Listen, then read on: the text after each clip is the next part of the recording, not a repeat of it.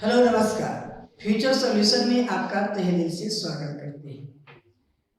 आइए आज हम लोग देखते हैं कुछ मैथमेटिक्स की परिभाषा देखेंगे, महत्वपूर्ण सूत्रों को देखेंगे और गणित के बारे में जानेंगे कि आखिर गणित क्या है। जो विद्यार्थी सीटेट में लगे होंगे उनके लिए ये फायदेमंद होगा। ऐसे जानना सभी को है। इसमें बेसिक कुछ परिभाषा को बताएंगे। देखिए,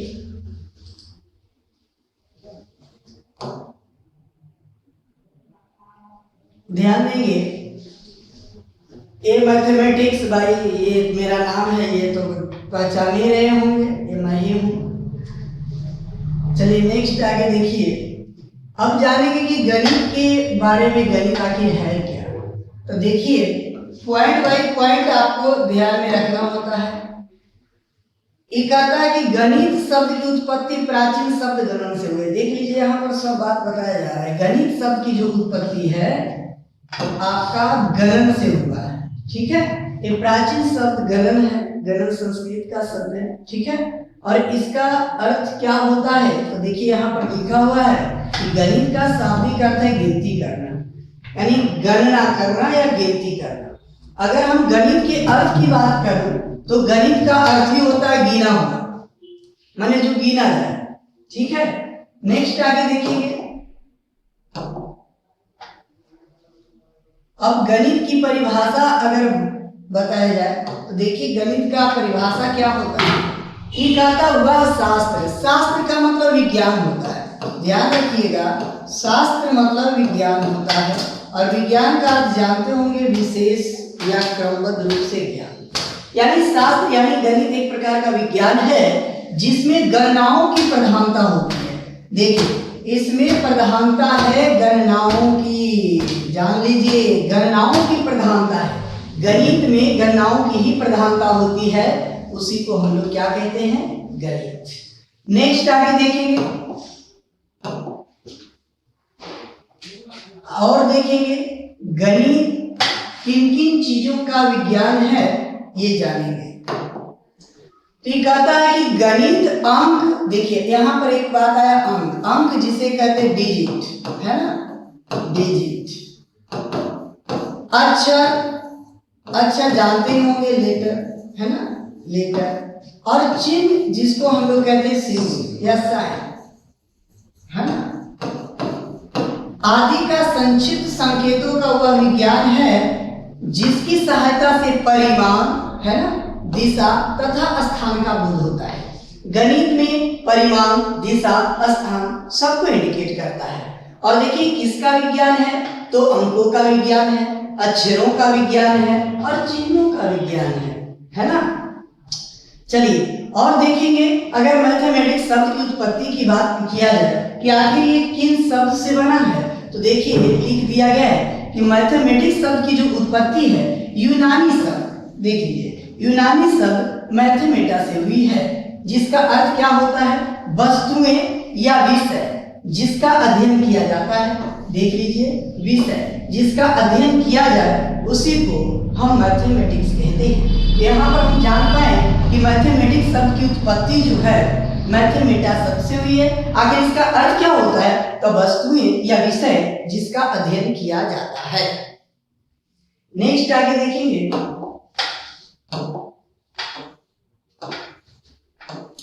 अब यहाँ पर देखिए पॉइंट और आया, देखते चलेंगे लाइन बाय लाइन और ध्यान रखिए सभी को।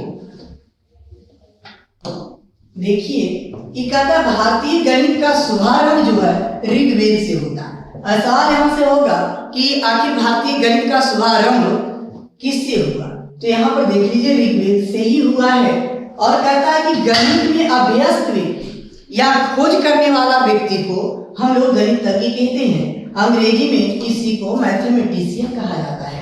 आप लोग मैथमेटिशियन नाम सुने होंगे।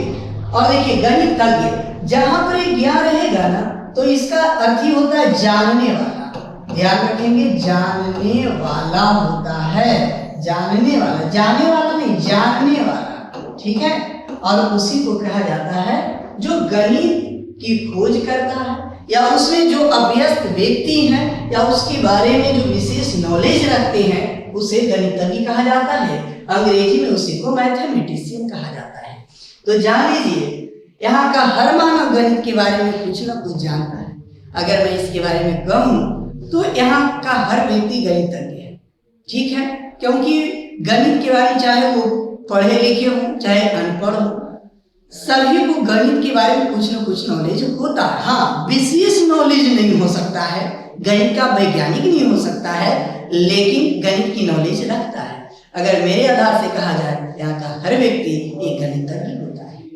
आगे देखेंगे, अगर हम प्रथम आधुनिक गणितज्ञ की बात कहा है, देखिए प्रथम आधुनिक गणितज्ञ किसे माना जाता है, तो देखेंगे रेने देकार्ते और पियर दी फॉर्मेट को कहा जाता है। देख लीजिए, प्रथम आधुनिक गणितज्ञ रेने देकार्ते और पियर दी फॉर्मेट, देख लीजिए दो नाम है यहाँ पर, रेने देकार्ते और पियर दी फॉर्मेट को। और देखिए अगर सवाल आता है कि गणित की छपी हुई पहली पुस्तक का आखिर वो नाम क्या होगा, तो देखेंगे ट्रेविसो एरिथमेटिक। ट्रेविसो एरिथमेटिक गणित की छपी हुई पहली पुस्तक है। मुझे विश्वास है यहाँ तक किन्हीं को कोई समस्या नहीं हुई होगी, और इसमें केवल देखना है, करना कुछ भी नहीं है। आइए नेक्स्ट आगे देखेंगे। अब देखिए आपके मन में आएगा कि आखिर गणित के बारे में पढ़ रहे हैं, तो आखिर गणित के पिता किसे कहा जाता है, फादर ऑफ मैथमेटिक्स। अगर देख लीजिए फादर ऑफ मैथमेटिक्स या गणित के जनक की बात करें, फादर ऑफ मैथमेटिक्स, देखिए फादर ऑफ मैथमेटिक्स, तो गणित के पिता आर्किमिडीज को कहा जाता है। देख लीजिए आर्किमिडीज, यही है आर्किमिडीज, फादर ऑफ मैथमेटिक्स या गणित के पिता या गणित के जनक। नेक्स्ट आगे देखिए, अब देखिए आर्किमिडीज के बारे में अगर कहा जाए तो आर्किमिडीज की और कुछ विशेषताएं हैं जिसे यहाँ पर वर्णन कर दिए हैं। देखिए पाई का मान गणना करने वाला प्रथम गणितज्ञ है ये आर्किमिडीज। पाई की मान का गणना करने वाले प्रथम गणितज्ञ है कौन, आर्किमिडीज, जिनकी तस्वीर आप लोगों ने अभी देखा है ना, आर्किमिडीज। अब देखेंगे आर्किमिडीज के बारे में और कहा जाए तो देख लीजिए, कहते हैं कि रेत पर गणित के प्रश्न को हल करने के दौरान मारा जाने वाला गणितज्ञ, गणित की सवाल को हल कर रहे थे रेत पर, उसी के वक्त इन्हें मार दिया गया था, ठीक है। और इनका अंतिम वचन यही रहा कि मेरे वृत्त को मत मिटाओ, मत मिटाओ। देखेंगे और इनके बारे में और जान लीजिए, इनके आधार पर पाई का जो मान था, देखिए न्यूनतम मान माने कम से कम, ये डैश दिया हुआ है, ध्यान रखिएगा, माइनस नहीं समझिएगा। देखिए आप लोग 22/7 को ध्यान में रखते ही हैं, तो 22/7 में नीचे 1 रखिएगा, ऊपर 3 रख दीजिएगा, ठीक है। यही 223/71 इनके अनुसार जो पाई का मान था, पाई का सिंबल जो है ये है, देखिए इसका न्यूनतम मान 223/71 है। और अधिकतम मान की बात किया जाए किनके अनुसार, आर्किमिडीज के अनुसार, तो देख लीजिए ये 22/7 था। आर्किमिडीज के अनुसार पाई का न्यूनतम वैल्यू 223/71 और अधिकतम मान 22/7 है। और देखेंगे और इन्हें जो है शून्यीकरण पद्धति का आविष्कार किया था, इन्हें जो है शून्यीकरण पद्धति के जनदाता भी कहा जाता है, या शून्यीकरण पद्धति का जो आविष्कार किए थे वो है आर्किमिडीज। नेक्स्ट आगे देखें, ये सभी का पीडीएफ आप लोगों को हम भेज देंगे, ठीक है। नेक्स्ट आगे अब आ गया कि गणित की जादूगर, तो जान लीजिए गणित के जादूगर श्रीनिवास रामानुजन, ठीक है। गणित के जादूगर श्रीनिवास अयंगार रामानुजन इनका पूरा नाम है, ठीक है। और देखेंगे इन्होंने 1729 को रामानुजन संख्या के नाम से जाना जाता है, ध्यान रखिएगा। 1729 जो है रामानुजन संख्या के नाम से जाना जाता है। अगर कोई पूछे रामानुजन संख्या क्या है, तो 1729 रामानुजन संख्या।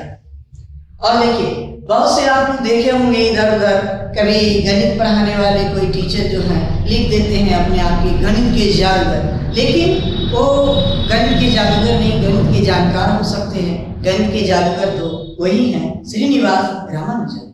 लेकिन व्यक्तियों को प्रभावित करने हेतु, छात्रों को प्रभावित करने हेतु खुद को अपने आप के गणित के जादूगर कहते हैं, जो कि मेरे मायने में सत्य नहीं। नेक्स्ट आगे देखिए। अब देखिए इनकी तस्वीर दिखाते हैं कि आखिर श्रीनिवास रामानुजन कौन है। यहाँ देख लीजिए, यही है, देख लीजिए गणित के जादूगर श्रीनिवास रामानुजन।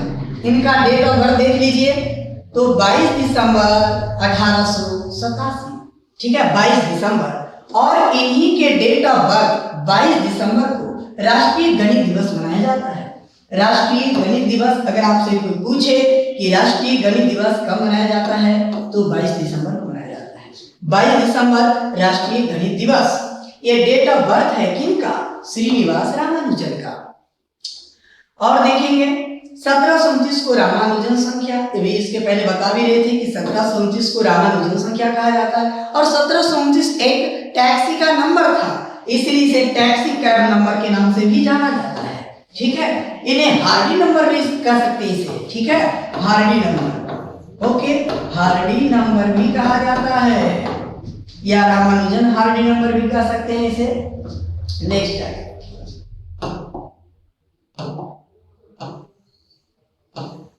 अब देखेंगे जब गणित के जादूगर जान गए तो अब थोड़ा गणित की जादूगरनी भी जान लीजिए, ताकि गणित की जादूगरनी कौन है।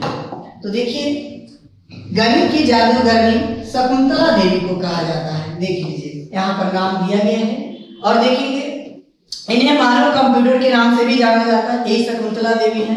इन्हें मानव कंप्यूटर के नाम से भी जाना जाता है, मानव कंप्यूटर। और आगे नेक्स्ट आगे देखिए, गणितज्ञों का गणितज्ञ ऑर्थर केली को कहा जाता है। अगर कोई पूछे कि गणितज्ञों का गणितज्ञ किन्हें कहा जाता है तो ऑर्थर केली को कहा जाता है। नेक्स्ट आगे देखेंगे, आपके गणित की राजकुमार ये, ठीक है। और जान लीजिए इन्हें जो है माली का पुत्र गणितज्ञ भी कहा जाता है, कार्ल फ्रेडरिक गॉस।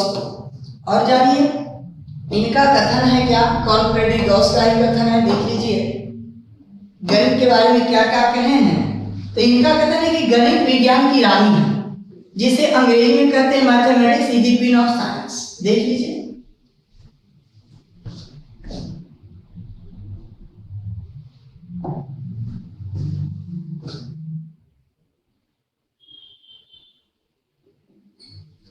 चलिए, तो इनके अनुसार गणित विज्ञान की रानी है, mathematics is the queen of science.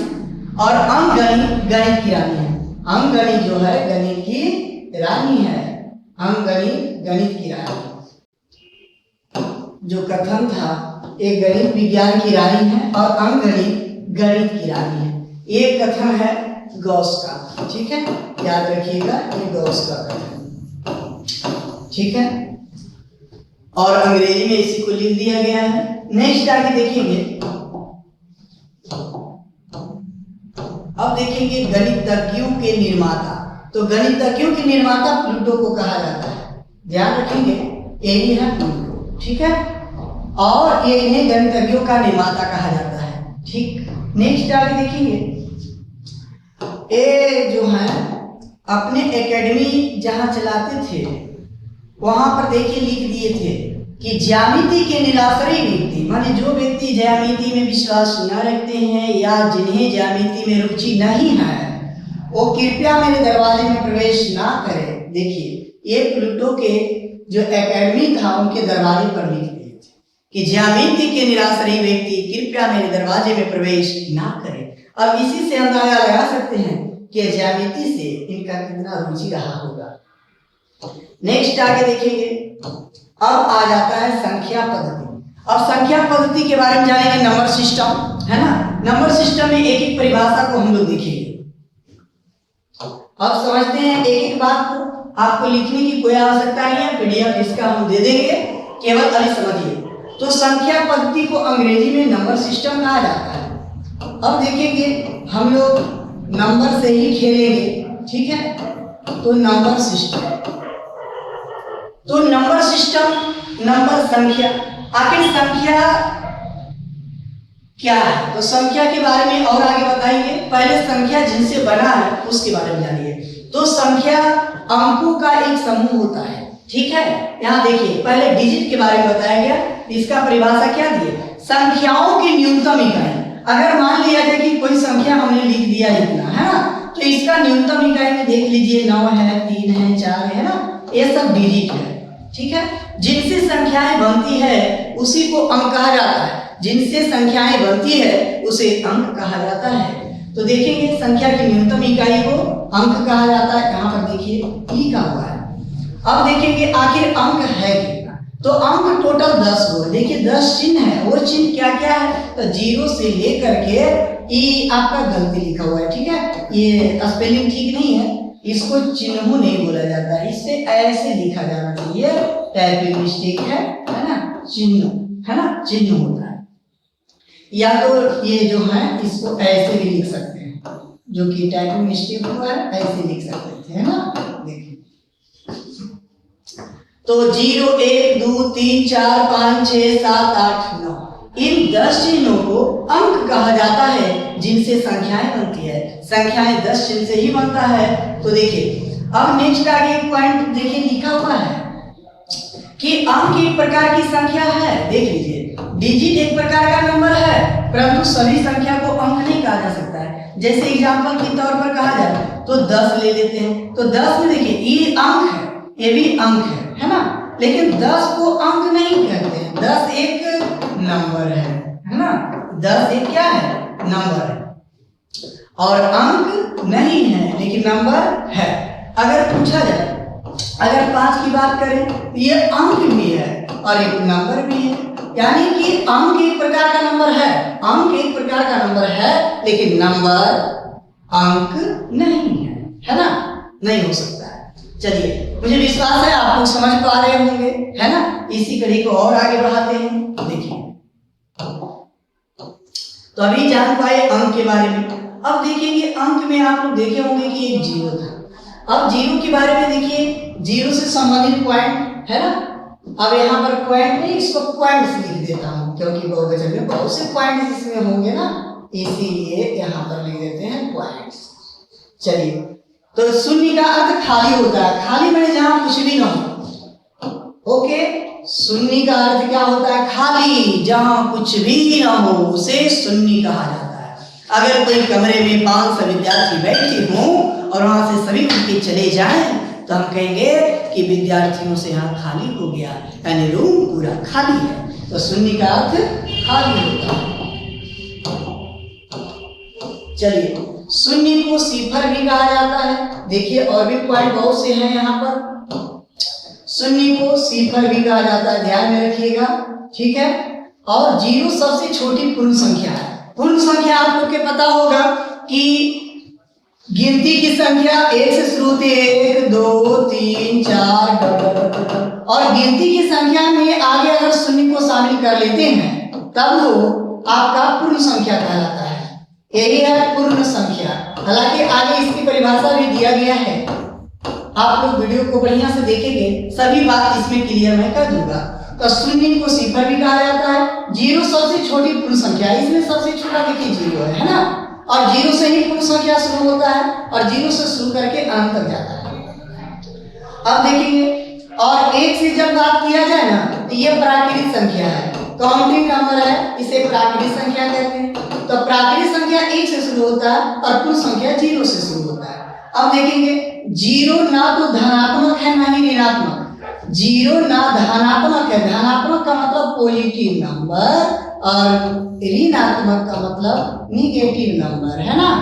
यानी ये ना तो प्लस है और ना ही माइनस है, ये न्यूट्रल है, ना प्लस से है ना माइनस से है।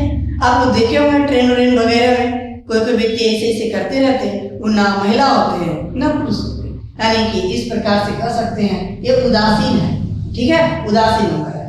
अब देखेंगे 0 प्राकृतिक संख्या नहीं है। प्राकृतिक संख्या जब 1 से शुरू होता है तो 0 प्राकृतिक कैसे हो सकता है? इसलिए यहाँ पर पॉइंट लिख दिए, 0 प्राकृतिक संख्या नहीं है। और देखेंगे 0 परिमेय संख्या है।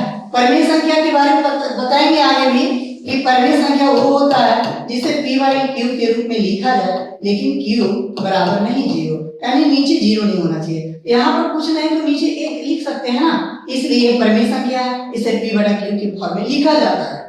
आगे देखेंगे 0 पूर्णांक है। 0 को पूर्णांक की भी परिभाषा हम आगे डिटेल्स में देंगे, पहले ये जान जाइए 0 के बारे में इतना पॉइंट लिखा गया है। अगर पूछे 0 परिमेय संख्या है तो जी बिल्कुल है, 0 पूर्णांक है तो जी बिल्कुल है। अब देखेंगे कंफ्यूजन होता है कि आखिर 0 सम है या विषम, तो ध्यान रखिएगा 0 सम संख्या है। सम का मतलब इवन नंबर है ना। अब देखेंगे शून्य की खोज करता तो कहा जाए तो आठवट है, और 0 को जोड़ का तत्समक कहा जाता है। आखिर जोड़ का तत्समक है क्या, इसके बारे में और आगे डिटेल करेंगे। अभी जानिए कि 0 को जोड़ का तत्समक कहा जाता है। ऐसे तत्समक का मतलब होता है तत् माने समझ उतना ही, सम माने बराबर और का माने कर दे, मतलब किसी भी संख्या में जिसको जोड़ने के बाद उतना ही के बराबर कर दे तब उसे जोड़ का तत्समक कहते हैं। जैसे 3 में अगर आप 0 जोड़ेंगे तो 3 ही आवेगा, 4 में 0 जोड़ेंगे तो 4 ही आवेगा। कहने का मतलब 0 जोड़ने पर कोई प्रभाव नहीं पड़ता है, जितना रहता है उतना ही आ जाता है, इसीलिए 0 को जोड़ का तत्समक कहा जाता है। अब नेक्स्ट आगे देखेंगे 0 एक वास्तविक संख्या है। वास्तविक संख्या जिसे अंग्रेजी में रियल नंबर कहा जाता है। रियल नंबर की भी परिभाषा आगे डिटेल्स में हम देंगे, अभी केवल 0 के बारे में बता रहे हैं कि आखिर 0 में क्या क्या गुण है। नेक्स्ट आगे देखेंगे 0 वास्तविक संख्या है, ये बता दिए। अब देखेंगे नेक्स्ट आगे क्या है कि 0 वास्तविक संख्या, यहाँ तक ये बता दिए हैं। शून्यतर, शून्यतर का मतलब होता है शून्य को छोड़ करके, शून्य को छोड़ दिया जाए तो शून्य के अलावा संख्या की पावर शून्य करने पर मान 1 के बराबर हो जाता है। कहने का मतलब है कि 0 के पावर अगर 0 देते हैं ना, ये अर्थहीन होता है, ठीक है, अर्थहीन। ये शून्यतर, शून्य छोड़ के इसीलिए कहा गया है कि किसी भी संख्या के पावर अगर 0 दे देते हैं तो परिणाम 1 आ जाता है। जैसे 3 के पावर 0 देंगे तो 1 आएगा, -5/11 पावर में 0 देंगे तो परिणाम 1 आएगा। लेकिन 0 के पावर 0 जो है अर्थहीन हो जाता है, इसीलिए कहा गया है 0 को छोड़ करके। अगर 0 के पावर 0 देते हैं अर्थहीन होता है, अपरिभाषित होता है। फिर आगे कहा था 0 को किसी भी संख्या से गुणा करने पर 0 प्राप्त होता है। चलिए अगर कोई नंबर लेकिन 0 को छोड़ करके देखिएगा, शून्यतर को छोड़ करके, है ना, 0 को छोड़ करके बात करेंगे तब अगर मान लिया जाए कि 10 है और 10 में अगर आप 0 से गुणा करेंगे तो परिणाम 0 देता है। और देखिए यहाँ 0/0 जो है ना, इसको अनडिफाइंड लिखिएगा, ठीक है, अनडिफाइंड मतलब अपरिभाषित है। ओके, ये अनंत लिखना नहीं संभव नहीं है, ठीक है, अनंत का मतलब बहुत बड़ी नंबर होती है, ये अनडिफाइंड लिखिएगा। 0/0 अनडिफाइंड किसी भी संख्या, और यहाँ 0 की जब चर्चा कर दिए तो 0 को छोड़ करके यहाँ बात किया जा रहा है, तब ये अनंत होगा, ठीक है, और 0/n करेंगे 0 होगा, और किसी भी संख्या में जब ये गुना करेंगे तो ये हो जाएगा। ओके, अब देखेंगे 1 से संबंधित पॉइंट।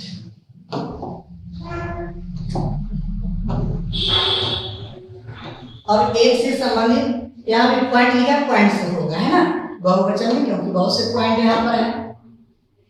अब देखेंगे आखिर गिनती की प्रारंभिक संख्या 1 है, 1 से संबंधित है। 1 के बाद क्या क्या गुण है, तो गिनती की पहली संख्या। आप लोग जानते होंगे जब किसी भी चीज को गिनती करते होंगे तो आप 1 से शुरू करते होंगे, है ना, तो देखिए 1 2 3 4 डॉट, तो ये जो है आपका गिनती का नंबर है। तो गिनती की पहली संख्या जो है, फर्स्ट नंबर ऑफ काउंटिंग, यही 1 है।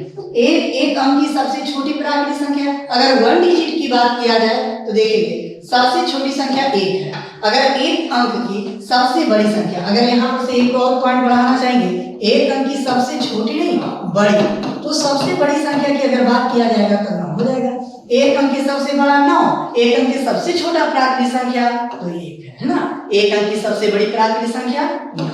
नेक्स्ट आगे देखिए, आगे देखिए नेक्स्ट आगे पॉइंट 1 के बारे में ही है। 1 सबसे छोटी प्राकृतिक संख्या है, तो बता दिए थे। 1 ना तो भाज्य है ना ही अभाज्य है। याद रखेंगे भाज्य या अभाज्य संख्याएं जो होती है एक से बड़ी होती है। भाज्य या अभाज्य अर्थात प्राइम नंबर या कंपोजिट नंबर जो होता है एक से बड़ा होता है। तो एक के बारे में कहा जाए तो एक ना तो प्राइम नंबर है और ना ही कंपोजिट नंबर है। भाज्य को अंग्रेजी में प्राइम नंबर कहा जाता है और अभाज्य को कंपोजिट नंबर कहा जाता है। इस सभी की चर्चा हम आगे नेक्स्ट कर रहे हैं, सबके अलग अलग।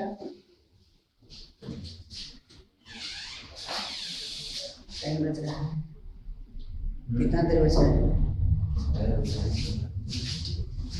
चलिए, अगर एक की बात करें पूर्णांक, पूर्णांक की चर्चा विशेष आगे मैं करूंगा। एक पूर्णांक है, पूर्णांक माने पूरा पूरा अंक है। एक पूर्ण संख्या है। देखिए पूर्ण संख्या 0 से शुरू होती है। यहाँ पर से देखिए आगे बढ़ाते हैं बात को। 0 से शुरू होती है पूर्ण संख्या, 0 1 2 3 4 डॉट डॉट डॉट डॉट। तो देखिए 0 पूर्ण संख्या है और एक भी पूर्ण संख्या। 0 से प्रारंभ होकर के ये अनंत तक जाता है। तो देखे होंगे 0 सबसे छोटा पूर्ण है, लेकिन एक भी पूर्णांक है। ठीक है, पूर्ण संख्या भी है। जितना भी नेचुरल नंबर है सभी पूर्णांक भी है और पूर्ण संख्या भी है। ठीक है, नेचुरल नंबर एक पूर्ण नंबर भी होता है जिसका हम चर्चा आगे करेंगे। चलिए, एक परिमेय संख्या है। देखिए एक के बारे में कहा जाए ये रेशनल नंबर है। एक को रियल नंबर भी कहते हैं, रियल नंबर भी एक है। कहता है एक को गुना का तत्सम कहा जाता है। गुना का तत्सम का मतलब किसी भी संख्या में अगर हम गुना एक से करते हैं तो संख्या के बराबर ही होता है, उसके मान पर कोई प्रभाव नहीं पड़ता है। इसलिए एक को गुना का तत्सम कहा जाता है।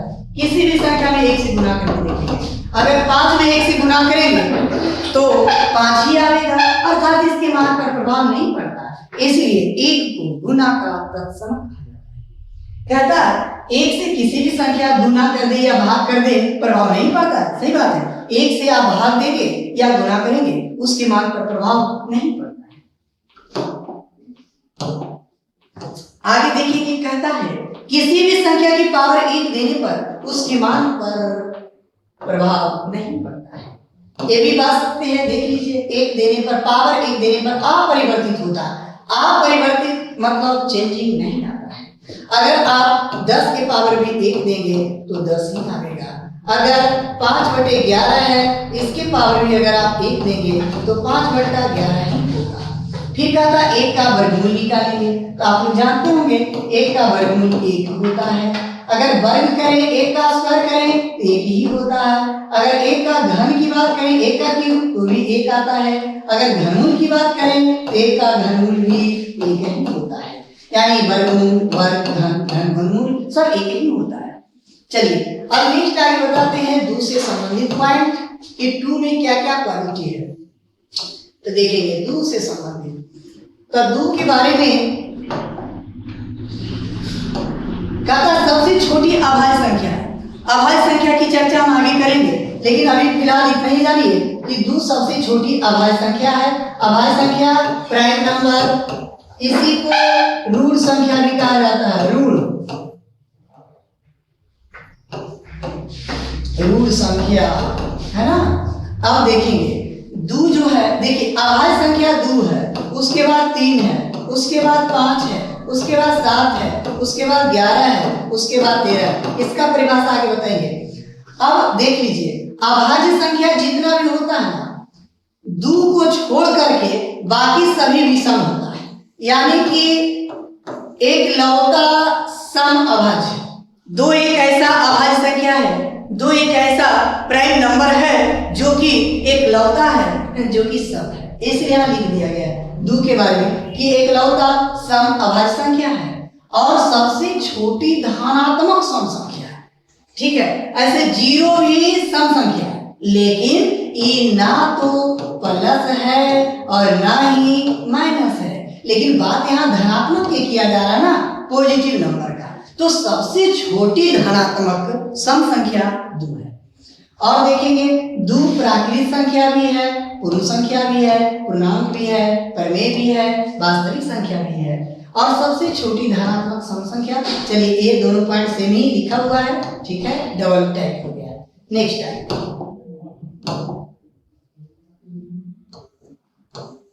अब देखेंगे पाई के बारे में। आखिर पाई के बारे में देखेंगे। सभी पॉइंट मस्त मस्त पॉइंट है। तो आप लोग प्रयास करिएगा, इस वीडियो को शेयर करिएगा ताकि गणित के बारे में विशेष रुचि बढ़े, है ना। इसमें जीरो से शुरू कर रहे हैं, जिसे जीरो से लेकर के आप लोग कहीं देखे होंगे लिखा रहता है 0 to हीरो लेवल, लेकिन यहाँ वाकई में जीरो से प्रारंभ करेंगे। पाई, आखिर पाई क्या है इसके बारे में कहता है वृत्त की परिधि जिसे अंग्रेजी में सरकमफेरेंस कहा जाता है,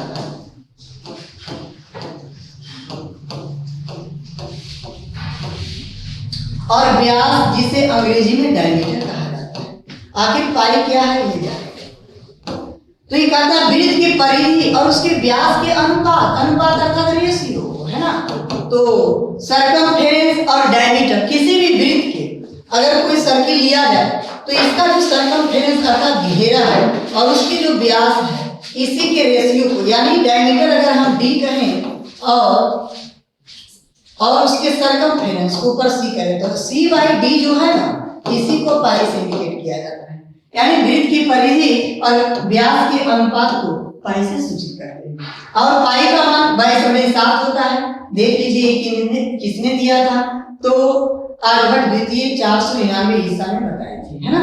देख लीजिए। और पाई का मान 3.14 जानते होंगे, 3.14, जो कि आप इसे लगभग 3.141 जो आर्यभट्ट प्रथम की देन है। और अधिकतम शुद्धतम मान की बात करें, शुद्ध मान पाई का अधिकतम शुद्धतम मान तो 355/113 है। और देखिए दशमलव की बात देखेंगे, पाई का मान जो है यहाँ पर कुछ अंकों तक दिखा दिया गया है। तो दशमलव के बाद पाई का मान जो है 2 अंक तक 3.14 है। अगर 6 अंकों तक की बात करें तो देख लीजिए 3.141593 होता है। अगर दशमलव के बाद 10 अंक तो 3.1415926536 इतना है। देख लीजिए 10 अंकों तक। अगर 1/पाई की मान की बात करें हम तो देख लीजिए 0.3833 है ना, 1/पाई का मान, यानी कि 1 में पाई से भाग देंगे तो परिणाम आपका ये आएगा। चलिए नेक्स्ट आगे देखेंगे। नोट में यहाँ पर बात लिख दी है कि आर्यभट्ट प्रथम पटना बिहार से संबंधित है, आर्यभट्ट द्वितीय की बात करूं तो महाराष्ट्र से संबंधित है। ठीक है। अब देखिए पाई एक अप्रमेय संख्या, ये सिंबल जो है अप्रमेय है यानी इरेशनल नंबर है।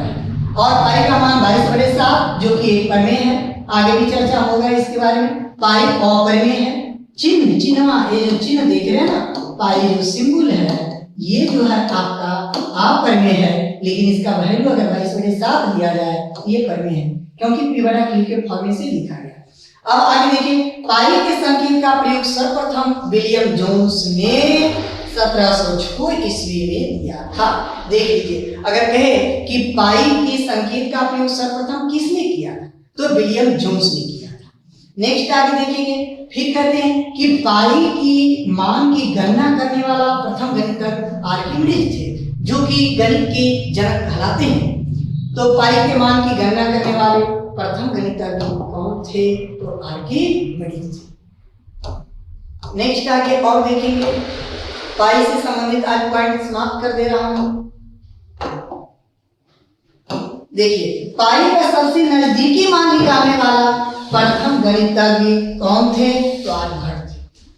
नेक्स्ट आगे देखिए, पाई को जब आप लिखते हैं इस प्रकार से लिखिए PI ऐसे लिखते हैं तो थोड़ा देखिए ये 3 जैसा नहीं दिखता है, ये ऐसे दिखता है, ये 4, यानी इधर से देखा जाए तो 3.14 आपको यहाँ से दिखता है। इसलिए यहाँ कहा गया है कि पाई 3.14 जैसा दिखता है।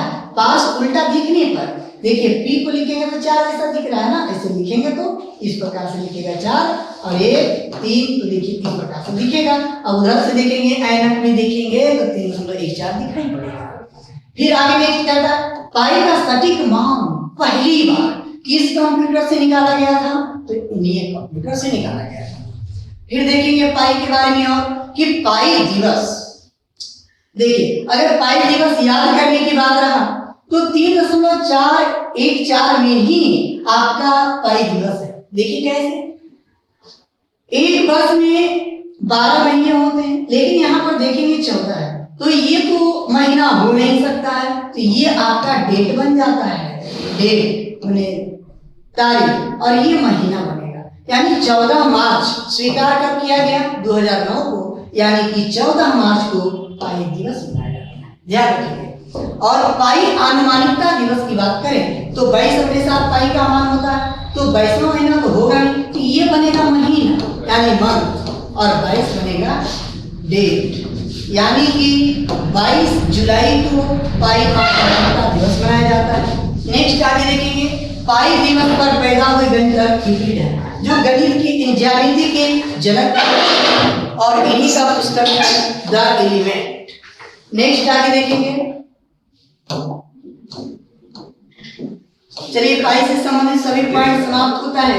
फिर नेक्स्ट आगे कहता है कि पाई दिवस पर ये तो बता दिए वृत्त के क्षेत्रफल, जो कि आप जानते हैं पाई आर स्क्वायर, वृत्त का एरिया जो पाई आर स्क्वायर है, निकालने के लिए जो ढंग खोजने वाले पहले व्यक्ति थे वो हिप्पोक्रेटस थे। ठीक है, इस प्रकार से पाई का जितना भी प्रॉब्लम था सब समाप्त होता है, सभी पॉइंट समाप्त करते हैं। इसके बाद गणित में अब चलेंगे, नेचुरल नंबर से प्रारंभ करेंगे, नेक्स्ट वीडियो बनाएंगे।